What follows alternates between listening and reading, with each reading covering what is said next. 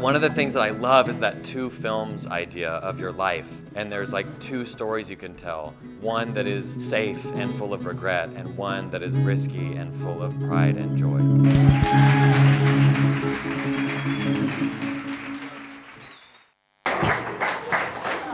Can you guys hear me all right? Yeah. Yes, good. Hello, hey. It's lovely to be here in Wales. I'm a quarter Welsh myself, but I've never spent much time here. And as I was leaving my house this morning, my dad reminded me that his dad, my grandfather, is from Wales. I've never met him. And apparently he's from just down the road. So I feel a little bit like I've come home, come back to my roots. And apparently there's a town near here. My second name is Harries. And apparently there's a town with people who all their second name is Harries. So later I might go in search of them and find my ancestors. I'd like to start by saying thank you for having me. I have been a fan of David Hyatt and Tessa, wherever she is, for a while, so it feels like a real honor to be here and to be able to come and talk. I'd like to share my story, I guess, or at least the last sort of 4 to 5 years of my life, in the hope that it may perhaps provide some insight that I wish I had when I was a few years younger. So my name is Jack Harries. I like to think of myself as a documentary filmmaker and a photographer. And I suppose in a broader sense, I like to think of myself as a storyteller. I've always enjoyed telling stories. I can remember being 14 years old and suffering from migraines. I used to have these headaches that meant I had to take days off school and I wasn't able to move. And so I would sit on the floor of my bedroom and I would create stop-motion animations. And I used to love making my otherwise inanimate objects on my floor move around in this whole other fictional life. At the age of 15, I remember entering a photography competition in a local newspaper. The theme was Mother's Day, and I took this photograph of my mum. She was cooking some food, and my little sister was on the side crying, and she was wearing a sort of dress as she was about to go out, and I called it Multitasking Mum. And I think no one else entered the competition, so somehow it won. And the grand prize was a DSLR camera, which at the time seemed incredibly exciting. And I think that moment really sort of solidified my obsession, really, with capturing the world around me through a camera lens. So growing up an identical twin, I've always had a friend and a partner in crime, and together we'd get up to a lot of mischief. And we'd always create home movies. We always have. And I remember one project in particular in which, I don't know, it was some sort of like alien invasion type thing, and my twin brother Finn was a superhero in the film. And in the film, he sort of comes into our school. We filmed it in our school, and he blows up one of the school buildings. We were like learning special effects, like really crappy special effects. And this was the film we made, and we proudly submitted it as a school project. And needless to say, it didn't go down very well. So I've always had this obsession with taking pictures and making films. And I suppose it was all compounded around the age of 18 when I left school. I had a year ahead of me. I planned to take a gap year, or a gap year. I knew I wanted to see the world and travel a little bit before I took my place at Bristol University to study drama, television, and film. What I didn't know, I suppose, at the time was that year would invariably change the course of my life, or at least the next 5 years of my life, in a pretty drastic way. So to jump back a little bit, I'm approaching the end of school, I'm studying for my A-level exams, and I'm procrastinating by way of watching YouTube. And so I'm sat there watching YouTube videos, and I start to notice something. It isn't just cats and dogs and skateboards and drunk people falling over, amusing though that was. There were kids on YouTube, and they had channels, and they were posting regularly. And some of them had a logo, or an end sequence, or a title screen, and it sort of seemed like they were running TV channels from their bedroom, broadcasting to the world without anyone's permission. And at the time, I was studying television and film, and I was learning about broadcasting networks. And the concept that kids were doing this from their bedroom seemed incredibly exciting. Moreover, the content they were producing was unlike anything I'd ever seen before. It was sort of raw and real. It felt liberating in comparison to the television and films that I'd grown up watching. It sort of smashed through this fourth wall of entertainment. It wasn't scripted or sexy. It wasn't perfect in any way, but that's sort of what made it so perfect. It was just raw and it was real. And so I do my A-levels. I pass by the skin of my teeth, and I embark on my year off. And I decide, inspired by what I'd seen, that I'd create a YouTube channel. Why not? What did I have to lose? So I called the channel Jack's Gap, as in Jack's Gap Year, In hindsight, I really shot myself in the foot there in terms of longevity. But of course, at the time, I really didn't think it would go beyond my year off. It was just a bit of fun. And so I finished my A-levels, I started my year off, and I started making videos. And much like the ones I've seen before, they were raw and personal and silly. You know, there was not really much thought behind them. And of course, at first, no one's watching, but I don't mind an ounce. It's not what it's about. I'm just enjoying the process of making them. And during those early months, I teach myself to film on a DSLR camera that I'd previously been using to take pictures. And I learned to edit, first on iMovie and then Final Cut and Premiere Pro. And gradually, I begin to reach out to people on YouTube. I'm so desperate to be a part of this cool community. And occasionally, I'd convince someone to meet me. We'd talk, we'd share ideas, and every now and then, we'd collaborate. And this was when things started to change, because with each collaboration, some people who watched their videos would begin to watch mine, and vice versa. And I remember one day I convinced my twin brother to be in a video with me. It took a lot of persuasion, and eventually he agreed. And that video picked up a little bit of attention. And from there, things began to snowball pretty fast. And I think it was really a case of right time, right place. YouTube was experiencing this exponential growth. And meanwhile, platforms like Twitter, Facebook, and Instagram were also getting a lot of attention and blowing up. And my brother and I were these two sort of wide-eyed 18-year-olds precariously riding this wave, or sort of hanging on for dear life, I suppose. And so we do our year off, we travel a little bit, we make some films, and it comes to an end. And by the end of the gap year, we've made 22 videos, and we have over 100,000 people subscribed to the YouTube channel. I come back to London, pack up my things, and I head off to my dream place at Bristol University. And I arrive at university, no exaggeration, with an iMac computer under one hand for editing, and a unicycle in the other. In retrospect, it's not a surprise I didn't really make very many friends, but there you go, you learn. And so I start my time at Bristol, and after about 3 months at university, I feel unhappy. I feel frustrated. I'm enjoying my course, and despite the unicycle incident, I've managed to make a few friends. But fundamentally, I feel frustrated. I've just had this year traveling, fortunate enough to go to a few interesting places and meet all sorts of weird and wonderful people, and I'm hungry to do more. I feel frustrated and limited. And so I call up my twin brother, who's also just started at university in Leeds. He's studying design. And I explain how I'm feeling. And it transpires that he shares the same feelings that I do. And so after many long conversations, much deliberation, and to my parents' dismay, we agree together that we'll both leave university, drive back to London, register a production company, and try and do this YouTube thing full time. And I'm terrified. I really don't know how this will work out. And so there I find myself driving back to London, having given up a top place at university, unicycle in the boot, and on my way home to make YouTube videos for a living. My poor parents. And so my mum is not taking this lightly at all. Every morning, 8 a.m., she's in my room. Well, you left university to work, you better get to it. And so we do. Together we register a production company, we call it Digital Native Studios, and we start to make more videos. We make more and more videos. Slowly but surely, the subscriber count grows. We're able to generate a small amount of income. Just as I arrive at university, jumping back a little bit, when I arrived at university, I received an email from Google, and it says, hey, how would you like to be a YouTube partner? And apparently, I've never heard of it before, but apparently you can make videos. You can make money making videos, a small amount of money every time someone clicks on one of your videos. It seems like a ludicrous idea because to me, of course, up until this point, my only motivation for making videos was for the enjoyment of it, for the fun. But curiously and eagerly, I sign up. And so we're making these videos, and we start to generate a small amount of income, and we're able to continue our travels. And it feels really exciting. After one trip to Sri Lanka, we become fascinated with tuk-tuks, rickshaws. I don't know if you know where they are. They're like a three-wheeled thing. I don't know why we become fascinated, but we start to research, can you buy one in London? Of course, you can't buy one in London. That's stupid. But what you can do is you can drive one from one side of India to the other. We think this is the best thing we've ever heard.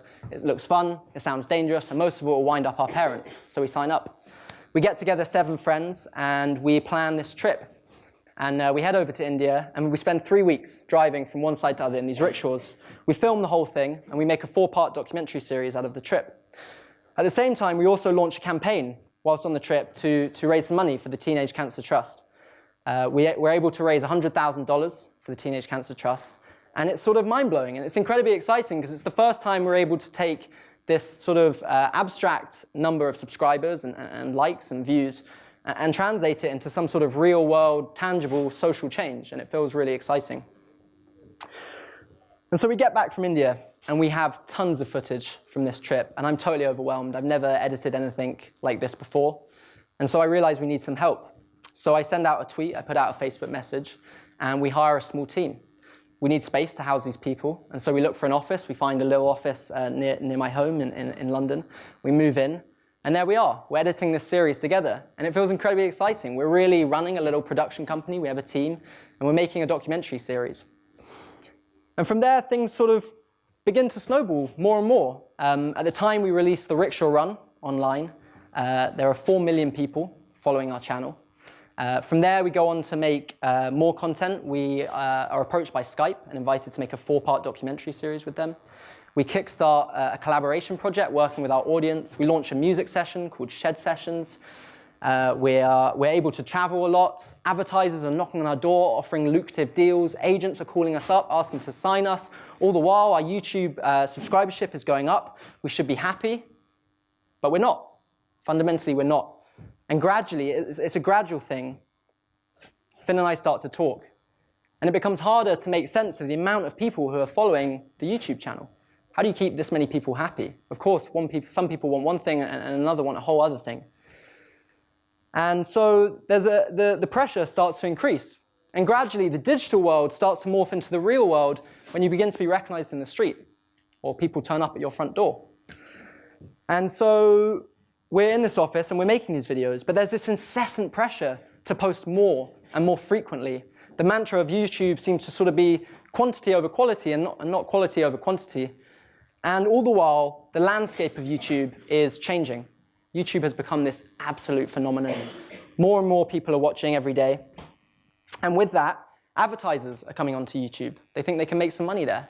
And so with the advertisers comes money, and with money, people's motivations change, of course. No longer is it, how can I make the best video or the most entertaining video, but how can I get the most views? Or how can I best sell a product? And suddenly you have some personal questions to ask yourself. From a creative standpoint, do I make what I want to make? Or do I make what I think will get the most views? And from a moral standpoint, should I take some money and sell that product? Or should I stick to my values? And so Finn and I begin to talk. And Finn is particularly unhappy at this time. He feels that he's in the wrong place in life. He's not on his life path, and he pines after design, which is what he was first studying at university. And so on a whim, he applies to study architecture in New York City, and he's accepted and offered a scholarship. And so before we know it, he's getting ready to head to New York for 5 years. So then I have a decision to make. Okay, do I call it quits and do something different myself? Or do I go at this thing alone, give it one final shot? I decide on the latter. So Finn flies off to New York, and I go in all guns blazing. We rent a new office. This time it's more swanky. We hire an entirely new team of 3 really talented people. And we win a commission to make 4 videos for a big hotel brand. We're approached by the World Wildlife Foundation to make a documentary about climate change in the southern tips of Greenland. The office looks super cool. We've got bikes on the walls, an innocent smoothie fridge constantly stocked in the corner. From the outset, everything seems great. But in reality, it's not. Finn's left, and I still feel deeply unhappy. I'm on my own for the first time in my life, and I'm managing the biggest workload to date, the employment of 3 people, the running of a production company, the running of a YouTube channel. All the while, the audience want to see more of the old stuff and less of the new stuff. And so every day I'm coming into the office and I'm confidently instructing these 3 people what to do. And then I'm going home at the end of the day, curling into bed and crying because I'm so scared. I'm terrified, I'm lonely, I'm out of my depth, and I'm overwhelmed. And so 6 months passes, and we run this company, and it becomes clear that I have to make a change. So I sit down with the guys and I explain that we're going to take a bit of time off. I get in my car, I pack up everything I own into my car, and I drive to Spain. I tell the guys I'm taking a holiday, but I'm really not sure if I'm going to come back. In Spain, I do a lot of thinking. I realize that I probably should go back, seeing as I don't really have any job prospects in Spain and I don't speak Spanish. So I do. I come back and I sit down with the guys and I explain, I can't run this business anymore. I can't do this. And of course, this is difficult because by this point, we're all close friends and I feel wholly responsible for their livelihoods. Fortunately, they're all really talented, and so they don't find it, they don't have any problems getting other jobs. And so over a tricky process, we close down the business, we move out of the office, I move back home, and I retreat into my bedroom. And I enter a particularly dark period of my life. After a while of really not doing very much, some friends and family convinced me to see someone. I do. I'm diagnosed with clinical depression and prescribed daily antidepressants. And this comes as a shock. Of course I know what depression is. I have friends who have suffered depression. But I never thought I would suffer depression. I was always the happy guy. And I suppose that's really a misunderstanding of what depression is. And I also think there's a stigma, right, around mental health, especially with young men. You have to be strong and confident, and mental health is seen as a weakness. It's a taboo. And so after this diagnosis, I decide to hide it from friends and family. I don't want to talk about what I'm experiencing. And especially on social media. I use social media to make it look as if I'm happy and everything's fine and I'm still traveling and having a great time. And of course, this creates a divide between how I feel and how people think I feel. I further isolate myself in the depression. And so a little time later, I go to a school reunion. It's my 5-year school reunion. I'm feeling miserable, but I convince myself to go. And it's a really significant experience for me. It's the first time I've seen a lot of friends in a while, and it's great to catch up, especially face to face. And a lot of people, well, a few people came up to me and they were like, "Hey, you seem like you're doing great." And I would be really honest. I'd say, "Yeah, I've had this amazing couple of years, but I've got to be honest and say that I've been battling depression." And this amazing thing would happen where their guard would instantly drop, and in return they'd share their experiences of battling depression or anxiety. And as much as they were surprised to hear about my experiences, so was I them, because my only view of them was through the rose-tinted lens of social media. And so since this time, a bit of time has passed and a lot has changed. And it feels great to stand here today and say that I've never felt happier, I've never been more productive, and I feel like I have a great sense of balance in my life. And so naturally, I've been reflecting over the last few years, trying to understand what can I learn from this? And in turn, what can I share today? And I don't think I have a perfect conclusion, but here's where I've got to. I started the talk by saying that I think of myself as a storyteller fundamentally. And I'd argue that we're all storytellers. I think it's a fundamental part of the human psyche. In his book, Sapiens, Yuval Noah Harari, an Israeli philosopher and historian, argues that storytelling and our ability to believe in shared myths and fiction is the sole reason for the success of humankind. And it makes sense, right? It's enabled us to build companies, nations, religions, institutions, and so on. And so storytelling has always been a really important thing. But I'd argue that it is today, more than ever, because of the advent of social media. I presume most of us in this room use social media. And if you do, every day you're defining your own narrative. You do one of, or all of, 3 things. And bear with me on this concept, it's a little convoluted, but if you use social media, every day you create. If you post a video or a photograph or a tweet, you're creating. If you scroll through your social feed on Instagram or Facebook, then you consume. And then you curate both what you create and what you consume.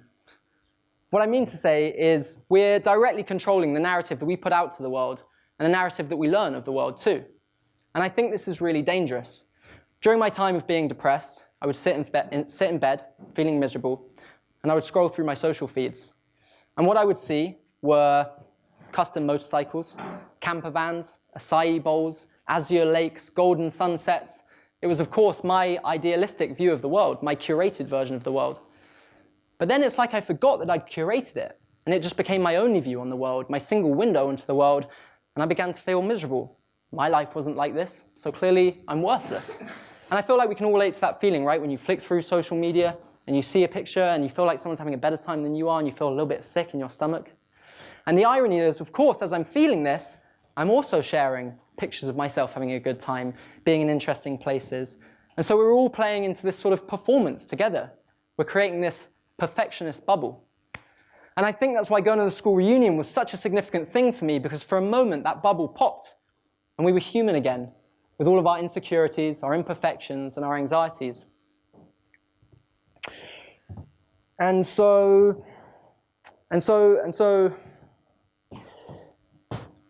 I guess what I'd like to do to finish is to read a passage from a book. And I think it sums it up far better than I can. It's a book called Selfie, by a man called Will Storr, and he has this to say. One of the most surprising things I've come to realize on this long and startling journey is that storytelling is a form of tribal propaganda. Just as our hunter-gatherer ancestors gossip about selfish and selfless people helped control the tribe by teaching its members to be selfless heroes rather than beaten, ostracized villains, so the same mechanisms exert powerful social pressures today. The stories of our neoliberal tribe insidiously persuade us that there's an ideal form of self, and then it defines it for us. We internalize this story and this hero. We make our tribe's story our story. We spread it around in our own gossip and storytelling, becoming unconsciously complicit in the conspiracy. And then we try and become this hero, forcing ourselves into its shape in the gym, in the office, on the therapist's couch. All too often, we fail. And when the plots of our lives stall, when they fall severely short of the standards and expectations, and we can't see a way back to feeling heroic, then dangerous perfectionist thinking can be triggered. We decide that we're losers at the game. We feel self-loathing. We might even find ourselves contributing to the already terrible statistics on suicide, self-harm, and eating disorders. But what these stories don't tell us is that it's all a lie. None of us are heroes, not really, we're just us. And so I guess if I'm to draw a conclusion on all of this, it's to be yourself. And I know it sounds cliche, but be yourself and be imperfect, because it's more interesting, it's healthier, and it will make you happier. Let's use social media, but to tell real stories that inspire and that inform, not make each other feel bad. And next time you're scrolling through social media and you see that girl with that perfect body or bum, or that guy in the cool car driving through that beautiful landscape, and you think, my life's crap, take a moment, look behind the image, remember that we're masters of fiction and all may not be exactly as it seems. Thanks for listening.